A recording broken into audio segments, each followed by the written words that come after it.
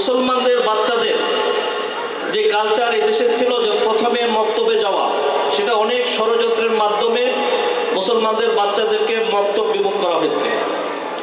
এবং সেই কারণে এখন ইউনিভার্সিটি থেকে এসে অনেক ছেলে সে জানেই না যে নামাজ কয় ওয়াক্ত,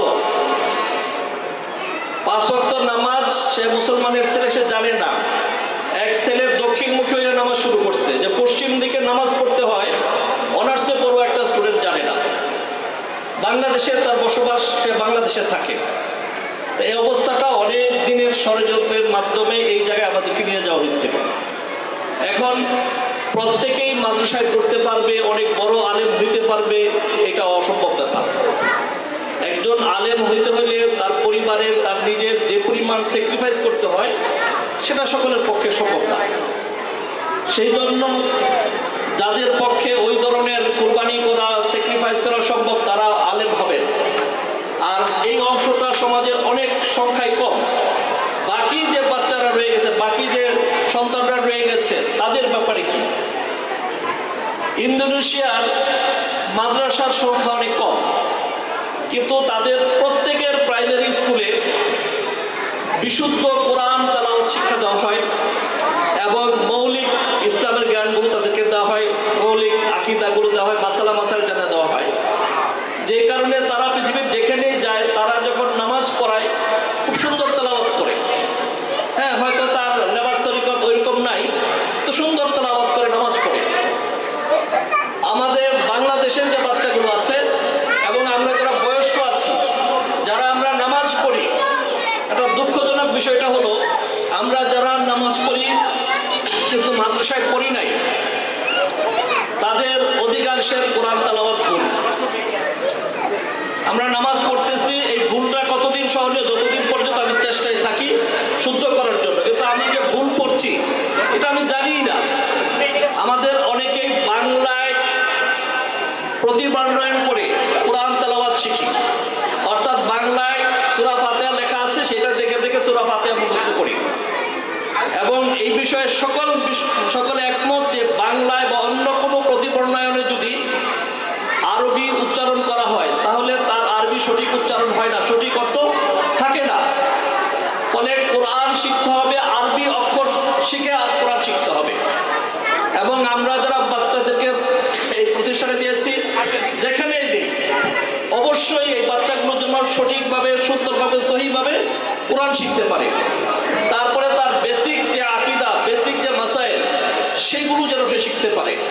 পরবর্তীতে সে যেখানেই যাক, তার এই বিষয়টা যদি ভিতরে থাকে, সে সহি শুদ্ধভাবে নামাজ পড়বে, তার আকীদা ঠিক থাকবে এবং সে যেখানেই যাক সে বিপদগামী হবে না। তো এইটার জন্য আমাদের সমাজের সমস্ত সকল শ্রেণীর দিকে খেয়াল রাখতে হবে। রাবেতা একাডেমি ইসলামী যারা আমাদের সমাজের উচ্চ শ্রেণীর মানুষ আছেন, তারাই আমাদের বেশিরভাগ এই দ্বীনি শিক্ষা থেকে দূরে আছি। অতএব তাদের যে উদ্যোগ, সেটা হচ্ছে সমাজের উচ্চ শ্রেণীকে কিভাবে এই দ্বীনি শিক্ষার অধীনে নিয়ে আসা যায়। তার সাথে সাথে আমাদের সমাজের যারা মিডল ক্লাস আছে, লোয়ার ক্লাস আছে, তাদের প্রত্যেকের জন্য যেন কোরআন শিক্ষা, ইসলামের মৌলিক শিক্ষাগুলো যারা পায় সেটার চেষ্টা করতে হবে। একটি রাবেতা দিয়ে সেটা হবে না। এই রাবেতা সারা বাংলাদেশের প্রতি জেলায় জেলায় থাকতে হবে, এক পর্যায়ে প্রতি গ্রামে গ্রামে এরকম রাবেতার মতো প্রতিষ্ঠান করতে হবে। এই টার্গেট নিয়ে আমাদের কাজ করতে হবে, যেন আগামী 20 বছরের পর বাংলাদেশের একটি শিশু যেন এই শিক্ষা থেকে বঞ্চিত না হয়। সে বিশুদ্ধ কোরআন, ইসলামের মৌলিক আকীদা, ইসলামের মৌলিক মাসাইল, এগুলো থেকে যেন বঞ্চিত না হয়। এটার জন্য আমাদের সমাজে আমরা যে শ্রেণীতে আছি, যেখানে আছি, প্রত্যেকে তার যার জায়গায় থেকে উদ্যোগ নিতে হবে, চেষ্টা করতে হবে। তাহলেই এই সমাজের পরিবর্তন হবে। আর যদি সেটা আমরা না করি, আমরা যত লেকচার দিই, যত বক্তব্য দিই, বেসিক যদি না থাকে তাদের মধ্যে, সেই 1 ঘন্টার বক্তৃতায়, 2 ঘন্টার বক্তৃতায় তাদের জীবনের পরিবর্তন হবে না। এই কারণে এই সমাজকে যদি আমরা পরিবর্তন আনতে চাই, এই সমাজের মধ্যে শান্তি শৃঙ্খলা ফিরিয়ে আনতে চাই, তাহলে সবচেয়ে গুরুত্বপূর্ণ বিষয় হচ্ছে এটাই যে আমাদের বাচ্চাদেরকে কোরআনের শিক্ষা, ইসলামের মৌলিক শিক্ষা, ইসলামের মৌখিক বিষয় তার বাচ্চার সময় থেকে তাকে দিতে হবে। একটা বাচ্চার থাকে, জেহেন একদম খালি থাকে, ওই সময় যেটা দেওয়া হয় ওইটা ভিতরে গেঁথে যায়। এই জন্য বাচ্চা বয়সে তার বেসিক এবং মৌলিক বিষয়গুলো তার দিতে হবে। তো রাবেতা আল ইসলামিক একাডেমি যারা পরিচালক বৃন্দ আছেন তাদের সাথে আমার শুরু থেকে যোগাযোগ আছে, পরামর্শ হয়েছে, এবং তাদের যে সাহস, যে উদ্যোগ, এটাকে আমি অভিনন্দন জানাই। এবং তাদের কাছে আমি আবেদন রাখবো যে শুধু এইখানে ওনারা সীমাবদ্ধ থাকবেন না, ওনারা এটা আস্তে আস্তে সারা বাংলাদেশে কিভাবে ছড়াই দেওয়া যায় সেটার চেষ্টা করবেন। আর আপনারা এখানে যারা আছেন, আপনারা সমাজের উচ্চ শ্রেণীর মানুষ, আপনাদের এটার জন্য অনেক কিছু করণীয় আছে।